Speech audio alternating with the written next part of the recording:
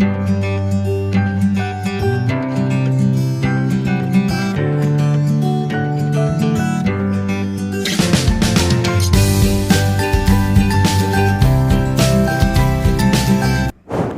সকাল বন্ধুরা, তো আমার চ্যানেলে জানাই তোমাদেরকে অনেক অনেক স্বাগত, অনেক ভালোবাসা। তো দেখতেই পাচ্ছ সকালবেলা উঠে পড়েছি, আর হচ্ছে এখন বাজে ওই 8:30-9টার মতো। আর আজকে শনিবার বা না রবিবার হবে, মোটামুটি ছুটির দিন।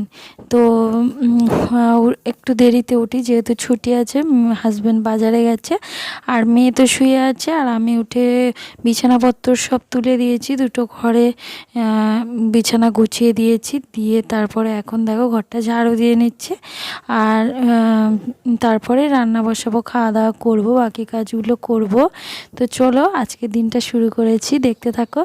আর হচ্ছে এই যে আমার প্রায় দুটো ঘর ঝাড়ু দিয়ে, রান্নাঘর ঝাড়ু দিয়ে কমপ্লিট হয়ে গেছে, সব বারান্দা ঝাড়ু দেওয়া। তো এখন চলে এসেছি দেখো রান্নাঘরে। আর রান্নাঘরে বাসনপত্রগুলো চারিদিকে ছড়িয়ে ছিটিয়ে আছে, তো সেগুলো ভাবলাম জল ঝরিয়ে একেবারে ঝুড়িতে তুলে দিই, দিয়ে রান্নাঘরটা খালি করে দিই। না হলে কি বলো তো, রান্নাঘরটা না একদম মানে কি বলবো ভর্তি হয়ে থাকে, যেহেতু ছোট রান্নাঘর। বাসনপত্রগুলো খালি করে তুলে দিয়ে তারপরে কাজ করলে সুবিধা হয়।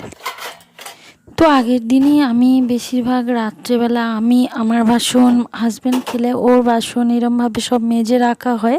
তো ওই জন্য বাসি বাসন বলতে কিছুই থাকে না, শুধু জল ঝরিয়ে তুলে রাখার জন্য সকালবেলাটা।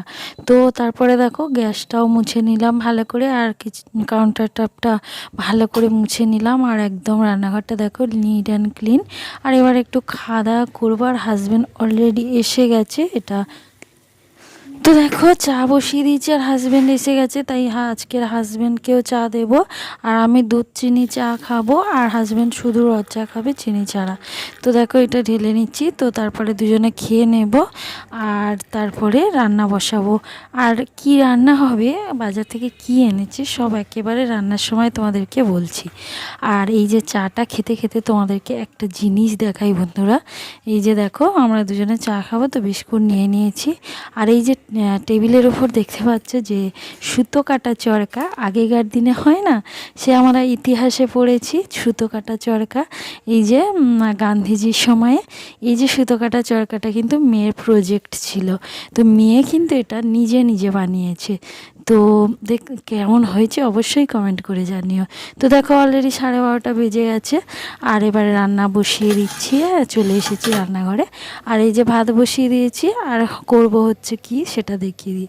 এই যে উচ্ছে ভাতে দেব, পটল ভাজবো, আর এই যে দুরকম মাছ এনেছে, একটা নদীর মাছ আর একটা দেশি মাছ। তো এটা নদীর মাছটা কি মাছ বলে আমি জানি না ঠিক, তোমরা যদি জানো বলো। আর এই যে এনেছে কাটা পোনা, মানে বড় বড় কাঁটাওয়ালা মাছ।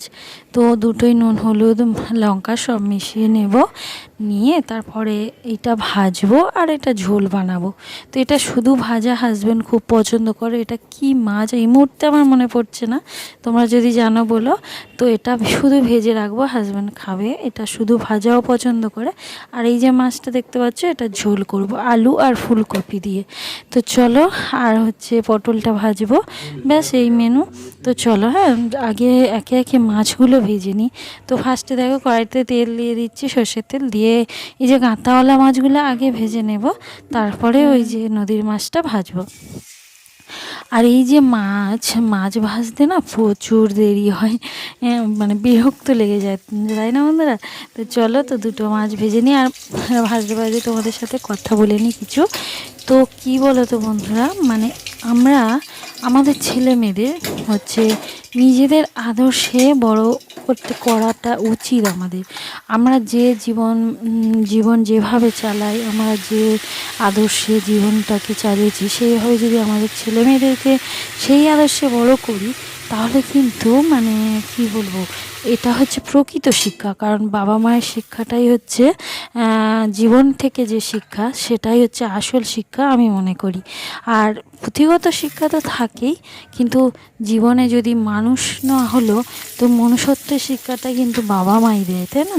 তো এই যে কথাগুলো বলছি কেন বলো তো বন্ধুরা, এই যে চরকাটা কিন্তু আমার মেয়ের যে কোনো প্রজেক্ট, যত কঠিন প্রজেক্টই হোক, ওকে আমি শিখিয়েছি ও ছোটোবেলা থেকে নিজে করতে পছন্দ করে। অনেকে আছে বাবা মা বন্ধু বান্ধবদের দিয়ে করিয়ে নেয়, কিন্তু আমার মেয়ে ছোটোবেলা থেকে এই যে প্রজেক্টগুলো নিজে করতে পছন্দ করে, ও নিজেই করে যত কঠিন প্রজেক্ট হোক। আর আমিও শিখিয়েছি ওকে নিজে হাতে সব কিছু করতে। তো এটাই হচ্ছে বলছিলাম, তো বাবা মায়ের আদর্শে আমাদের ছেলেমেয়েদের বড় করা উচিত, তাহলে সেটাই হবে প্রকৃত শিক্ষা, তাই না?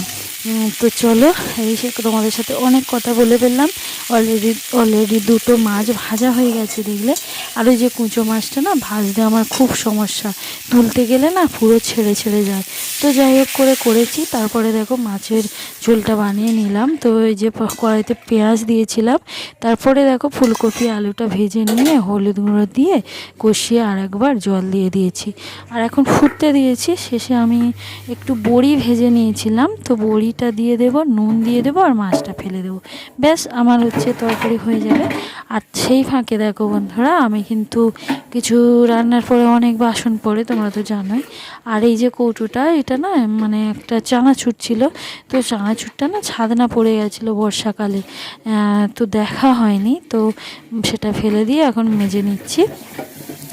তো মেজে নিয়ে তারপরে হয়ে যাবে, এমনিতে আমার কাজটা আগিয়ে থাকবে। আর কিছু কাচাকুচি আছে করতে হবে, তো ওই জন্য ভাবলাম যে এই রান্না ফুটছে ঝোল, তার ফাঁকে এই কাজটা আগিয়ে রাখি। তো দেখো বাসনগুলো মেজে নিয়ে আমি তারপরে বাকি রান্নাটা কমপ্লিট করব। তো দেখো আমার কিন্তু বাসন মাজা প্রায় কমপ্লিট হয়ে গেছে। তো এগুলো গুছিয়ে রেখে দিয়ে মাছটা ফেলে দেব, নুনটা দিয়ে দেব। তো দেখো বন্ধুরা, এই যে আমার ঝোলটা ফুটে গেছে, একদম মজে গেছে, আলু ফুলকপি সিদ্ধ হয়ে গেছে। এখন নুন দিচ্ছি, আর এই যে আগে থেকে ভেজে রাখা বড়ি দিয়ে দিচ্ছি। আর বড়ি তো এই দেশি মাছের ঝোলে খুব ভালো লাগে, জানো না বন্ধুরা, তাই না বন্ধুরা? তোমরা যারা ইউজ করো জানো। তো তারপরে মাছটা ফেলে দিলাম, আর শেষে একটু জিরের গুঁড়ো দিয়ে নেড়ে চেড়ে নামিয়ে দেবো, ব্যাস হয়ে যাবে আমার কাতলা মাছের ঝোল। তো দেখো দেশি মাছগুলো না এরকম হালকা পাতলা করলেই কিন্তু বেশি ভালো লাগে, তাই না বন্ধুরা? তো বেশি রিচ করাটাও ভালো নয়। আর শীতকালে ফুলকপি তো এমনি ভালো লাগে। তো চলো আমার রান্না কমপ্লিট, দেখিয়ে দিই শেষে। এই যে টাকা চাপা দিয়ে রেখে দিচ্ছি। তো এই ঝোলটা করেছি, আর হচ্ছে করেছি হচ্ছে ওই যে মাছ ভাজা বললাম, আর পটল ভাজা, দুটো একসাথে। তো চলো, আর দেখো আমার রান্না বান্না কমপ্লিট করে বেরিয়ে এসে দেখলাম যে এই যে টেবিলটা খুব ময়লা হয়েছে। তো ভাবলাম মুছে নিয়ে একেবারে উপরে চলে যাব। আর মেয়ে দেখতেই পাচ্ছ স্নান করে ও রেডি হয়ে গেছে। তো চলে এসেছি উপরে, দেখো আমিও স্নান করে। তো দেখো বন্ধুরা, চলে এসেছি, বললাম যে ওরা স্নান করে ওদিকে খেতে বসেছে, আর আমি এই যে স্নান করে চলে এসেছি উপরে। আর এই যে একটাই জামা আজকের, শুধু আমার জামা একটাই। আর সকালবেলা এই যে হাজব্যান্ড কিছু জামা কাপড় কেচে দিয়েছিল, তো সেগুলো একটু উল্টে দিলাম। আর এখন গাছে জল দিয়ে নেমে চলে যাব, গিয়ে খাওয়া দাওয়া করে নেব। আর চলো তাড়াতাড়ি করে গাছগুলোয় জল দিয়ে নিই। আর ওই যে দেখতে পাচ্ছ গোলাপটা, আমার গাছের গোলাপটা, তো ওইটা না কি সুন্দর দেখতে, জানো না বন্ধুরা? ওইটার যখনই দেখি আমার মনটা ভালো হয়ে যায়।